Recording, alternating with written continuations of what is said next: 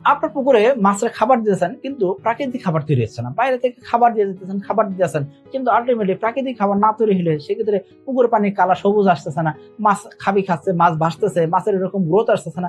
বাইরে থেকে খাবার কিনতে কিন্তু আপনি দেখাচ্ছে মানে খরচ করতে আছেন কিন্তু আলটিমেটলি আপনার মাছের খাদ্য খরচ কমাইতে পারতেছেন না। তাহলে আপনি কি করবেন? আপনি প্রাকৃতিক খাবার তৈরি করার জন্য ইস্ট, মোলাসিস এবং কি আটা অথবা ব্রান ব্যবহার করতে পারেন। সেক্ষেত্রে আপনি কি করবেন? আমাদের ভিডিও দেওয়া আছে, সেই ভিডিওতে ডিটেল বলে দেওয়া আছে, সেটা আপনি দেখে নিতে পারেন। তারপর আমি আপনাকে বলবো আপনি কি করবেন? প্রতি শতাংশ জায়গার জন্য 5 গ্রাম ইস্ট, মোটামুটি 50 গ্রামের মতো চিটা গুড় এবং কি সাথে কি করবেন? 200 থেকে 250 গ্রাম আটা বা ব্রান ব্যবহার করতে পারেন।